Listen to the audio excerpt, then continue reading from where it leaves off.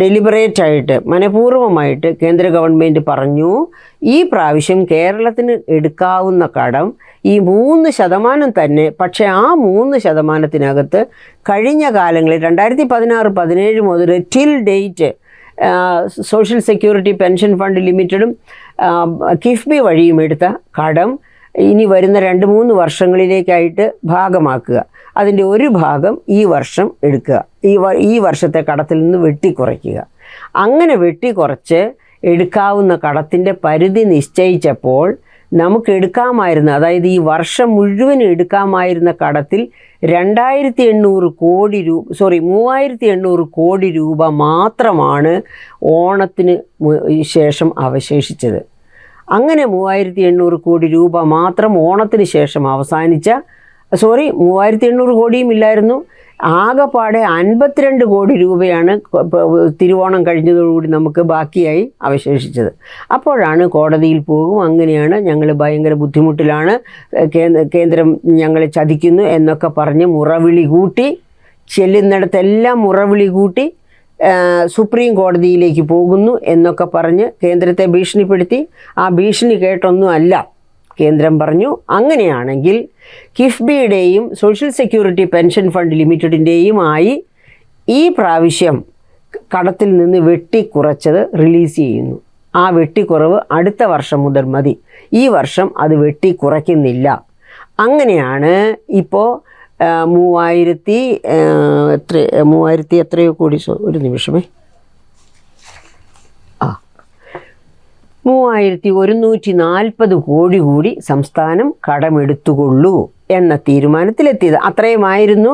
അതായത് കിഫ്ബിയും social security pension ഫണ്ടും കൂടി 14,000 കോടിയിലധികമാണ് കടമെടുത്തിരിക്കുന്നത്. അതിൻ്റെ 3 ഭാഗിച്ച ഒരു ഭാഗമായിട്ടാണ് ഈ 3140 കോടി ഈ വർഷം എടുക്കാൻ പാടില്ല എന്ന് നിശ്ചയിച്ചിരുന്നത്, വിലക്കേർപ്പെടുത്തിയത്.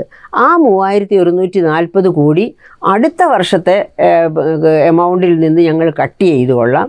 ഈ പ്രാവശ്യം നിങ്ങൾ ആ വായ്പ അത്രയും ഗുരുതരാവസ്ഥയിലാണെങ്കിൽ, അപ്പോൾ ഓർമ്മിക്കണം, അത്ര ഗുരുതരാവസ്ഥയിലാണ് സംസ്ഥാനം ഇപ്പോൾ നിലനിൽക്കുന്നത്, ധനപ്രതിസന്ധി അത്ര രൂക്ഷമായിരിക്കുന്നത് എന്ന് മുഖ്യമന്ത്രിയുടെ വായിൽ നിന്ന് തന്നെ വന്നു. അപ്പോൾ അങ്ങനെ കേണപേക്ഷിക്കുന്ന അവസ്ഥയിലേക്ക് താഴ്ന്നപ്പോഴാണ്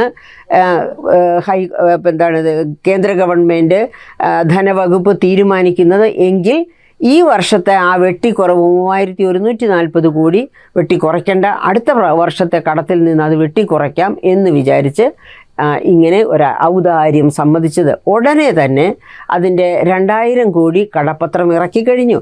അപ്പോൾ ഈ മുഖ്യമന്ത്രി ഇതൊക്കെ പറയുന്ന സമയത്ത് നമ്മൾ ഓർക്കണം, അതിന് മുൻപ് ഈ മുഖ്യമന്ത്രി ഇങ്ങനെ കുറവലങ്ങാട് സംസാരിക്കുന്ന സമയമാകുന്ന അപ്പോഴേക്ക്, അതായത് കേന്ദ്രം വെയ്സ് ആൻഡ് മീൻസ് അഡ്വാൻസ് എന്ന് പറഞ്ഞ് റിസർവ് ബാങ്കിൽ നിന്ന് എടുക്കാവുന്ന വായ്പയുണ്ട് സംസ്ഥാനത്തിന്.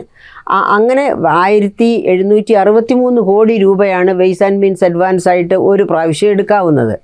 അതുകൂടാതെ ഓവർ ഡ്രാഫ്റ്റ് എടുക്കാം. ഓവർ ഡ്രാഫ്റ്റ് ആയാലും വെയ്സ് ആൻഡ് മീൻസ് അഡ്വാൻസ് ആണെങ്കിലും 14 ദിവസം കൊണ്ട് തിരിച്ചടയ്ക്കണം. അങ്ങനെ ഓരോ 14 ദിവസവും ഇത് ആവർത്തിക്കാൻ തുടങ്ങിയാൽ തന്നെ ആവർത്തിച്ചുകൊണ്ടിരിക്കുകയായിരുന്നു. അത്തരം ഒരു ദുർഘട സ്ഥിതിയിലാണ് മുഖ്യമന്ത്രി അവസാനം സമ്മതിക്കുന്നത് കടുത്ത ധനപ്രതിസന്ധിയിലാണ് എന്ന്. അപ്പോൾ അങ്ങനെ വന്നപ്പോഴാണ് സുപ്രീം കോടതിയിലേക്ക് അവരെ വലിച്ചഴിക്കേണ്ട എന്ന് കരുതിയാകാം സെൻട്രൽ ഗവൺമെൻറ് ഈ 3140 കോടി രൂപ, അതായത് പെൻഷൻ ഫണ്ടിൻ്റെയും കിഫ്ബിയുടെയും വകയായി പിടിച്ചു വച്ചിരുന്ന ആ വായ്പ അത് കൂടി നിങ്ങൾക്ക് ഈ വർഷം കടമെടുക്കാം എന്ന് പറഞ്ഞത്. അത് കേട്ട ഉടനെ തന്നെ 2000 കോടിയുടെ കടപ്പത്രം വഴിയായിട്ട് കടമെടുത്തു.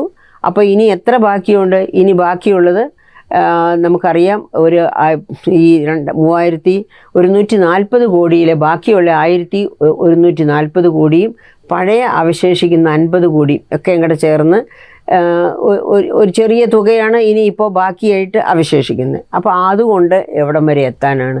അതുകൊണ്ടും എവിടെയും എത്തുകയില്ല. അതായത് മാർച്ച്, ഏപ്രിൽ, മെയ് മാസങ്ങളിൽ 30,000 കോടിയെങ്കിലും രൂപയെങ്കിലും വേണം സംസ്ഥാനത്തിൻ്റെ സാധാരണ ചെലവുകൾ മുൻപോട്ട് കൊണ്ടുപോകാനായിട്ട്. അതോടൊപ്പം നമ്മൾ ഓർക്കണം, ഇപ്പോൾ ഈ നവകേരള സദസ്സ് നടത്തി ഓടി നടക്കുന്ന സമയത്ത് എല്ലാ തദ്ദേശ സ്വയംഭരണ സ്ഥാപനങ്ങളോടും അവരുടെ തനത് ഫണ്ടിൽ നിന്ന് ഒരു തുക പിന്നെ ഈ നവകേരള സദസ്സിനായിട്ട് മാറ്റിവെക്കാൻ പറഞ്ഞിട്ടുണ്ട്.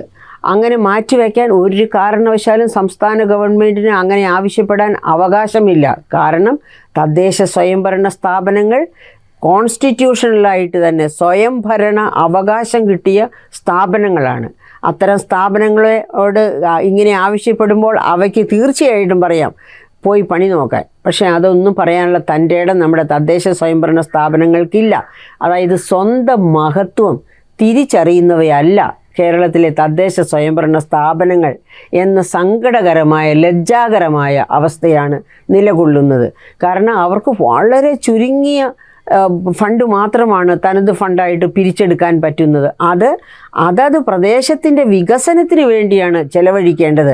ആ വികസനം നടത്താത്തത് കൊണ്ടാണല്ലോ ആയിരക്കണക്കിന് ലക്ഷക്കണക്കിന് പരാതികൾ നവകേരള സദസ്സിൻ്റെ മുൻപിലെത്തിയതും. അങ്ങനെ പരാതി സ്വീകരിക്കാനല്ല വന്നത്, നമ്മുടെ മഹത്വം തുറന്നു കാട്ടാനാണ് എന്ന് ബഹുമാനപ്പെട്ട മുഖ്യമന്ത്രി പല വേദികളിലും പ്രസംഗിച്ചതും. അപ്പോൾ എന്ത് മഹത്വമാണ് എടുത്തു കാണിക്കാൻ പോകുന്നത്? ബുദ്ധിയുള്ളവരാണ് മലയാളികളെങ്കിൽ, വിദ്യാഭ്യാസം കുറച്ചൊക്കെ ഉണ്ട്, അതായത് ലിറ്ററേറ്റ് ആണ്, പക്ഷേ യുക്തിസഹമായിട്ട് ചിന്തിക്കുന്നവരാണോ മലയാളികൾ എന്ന് നമുക്ക് സംശയം തോന്നും.